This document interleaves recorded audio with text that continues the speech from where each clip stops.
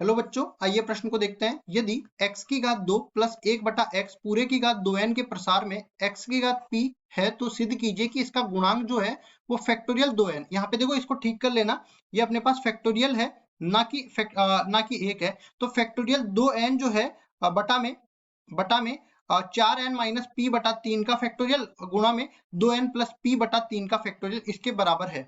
प्रश्न को हल करने से पहले इसकी मुख्य अवधारणा के बारे में चर्चा कर लेते हैं। मुख्य अवधारणा, तो सबसे पहली चीज हम लोग कोई भी द्विपद अगर दे रखा हो तो उसका प्रसार कैसे करते हैं समझ लेते हैं। जब भी अपने पास a प्लस बी इस पूरे की घात n हो तो इसका प्रसार हो जाता है n सी 0 a की घात n b की घात 0 प्लस आगे अपने पास n सी 1 a की घात हो जाएगी n माइनस 1 b की घात हो जाएगी 1 के बराबर।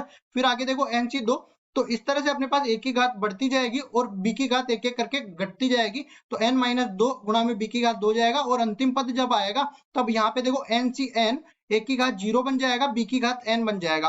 अब ध्यान से देखिए यहाँ पे, ये अगर मैं इसका व्यापक पद लिखना चाहूं तो टी आर प्लस वनवा पद कौन सा हो जाएगा, एन सी आर गुणा में ए की घात एन माइनस आर बन जाएगा, बी की घात आर के बराबर बन जाएगा। और यहाँ पे देखो एन सी आर द्विपद गुणांक या संचय गुणांक के नाम से जाना जाता है। यहाँ पे इसको बोल देते हैं एन में से आर वस्तुओं के चयन के तरीके, और इसका सूत्र भी होता है फैक्टोरियल एन बटा में फैक्टोरियल आर गुणा में फैक्टोरियल एन माइनस आर के बराबर ये होता है, जहां पे फैक्टोरियल एन या क्रम गुणित एन प्रदर्शित करता है एन और एन से छोटी सारी की सारी प्राकृत संख्याओं के गुणनफल को। तो यहाँ से 3 2 1 तक सारा गुणनफल हो जाता है। इसके बाद में देखो जो द्विपद दे रखा है उसको मैं उठा लाता हूं। यहाँ पे क्या है, एक्स स्क्वायर प्लस 1 बटा एक्स स्क्वायर प्लस 1 बटा एक्स इस पूरे की घात हो जाएगी 2n के बराबर। और यहाँ तुलना करने पर अपने पास ए बी एन का मान किसके बराबर है, ए की जगह अपने पास एक एक्स स्क्वायर आ रहा है, बी की जगह अपने पास 1 बटा एक्स आ रहा है और एन की जगह अपने पास 2n आ रहा है। तो व्यापक पद लिखेंगे पहले तो टी आर प्लस वनवा पद ये किसके बराबर हो जाएगा, एन सी आर। तो यहाँ पे कितना बनेगा 2n सी आर, और यहाँ पे ए की घात कितनी बन जाएगी, ए मतलब एक्स स्क्वायर की घात 2n माइनस आर। और देखो यहाँ पे कितना बनेगा, यहाँ पे फिर बी की जगह 1 बटा एक्स है तो 1 बटा एक्स की घात आर हो जाएगी। अब उसके बाद इसको आगे सरल करते हैं तो टी आर प्लस 1 ये किसके बराबर आ जाएगा, 2n सी आर तो है ही, और यहाँ पे x की घात कितनी बन जाएगी, x की घात 4n माइनस में 2r। और इसी तरह x की घात, यहाँ पे देखो x की घात r नीचे है, ऊपर जाके x की घात माइनस r बन जाएगी और आधार समान है तो घातें जुड़ जाएगी, मतलब टी आर प्लस वनवा पद किसके बराबर आ जाएगा 2n सी आर। और ये x की घात 4n, या ठीक कर लेते हैं 4n माइनस में ये देखो 3r और 1r, 2r और 1r दोनों ही माइनस के है, 3r के बराबर ये हो जाएगा।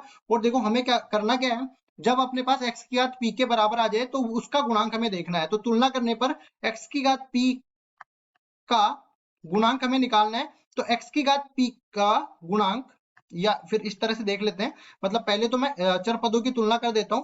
लिखते हैं प्रश्नानुसार इसमें जो व्यापक पद में x की जो घात आई है, x की घात 4n माइनस 3r जो आई है उसकी तुलना कर देते हैं x की घात p से। तो यहाँ से देखो आधार समान है तो घातें भी तुलना करने पर बराबर होगी, 4n माइनस 3r बराबर हो जाएगा किसके, p के। तो यहाँ से r का मान मैं निकालूंगा तो किसके बराबर आ जाएगा, 3r बराबर हो जाएगा 4n माइनस में p के। और देखो r का मान भी अगर मैं निकालना चाहूं तो r बराबर हो जाएगा 4n माइनस में p बटा 3 के बराबर ये r का मान आ जाएगा।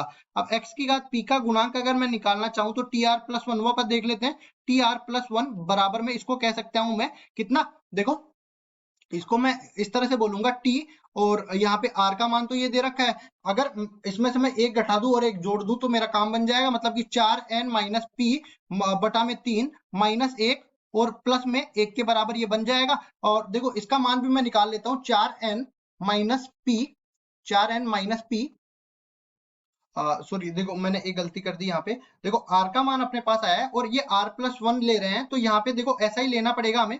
देखो इस तरीके से यहाँ पे r का मान तो ये हो ही गया और प्लस में एक और लगा देते हैं, यहाँ पे ये वाला पद हम लोग निकाल रहे हैं, यहाँ पे भी एक लगा हुआ है इसलिए प्लस एक जोड़ के लिखते हैं। तो ये किसके बराबर आ जाएगा, देखो 2n सी r की जगह क्या है 4n माइनस में p बटा 3 के बराबर ये दे रखा है। और साथ ही साथ यहाँ पे देख सकते हैं कि इस पद में x की घात दूसरा क्या है, केवल अपने पास केवल ये द्विपद गुणांक है और दूसरा अपने पास x की घात है। तो x की घात तो इसको इसमें अगर मैं r का मान जो 4n माइनस में p बटा 3 रख दूंगा तो ये x की घात p के बराबर आ जाएगा।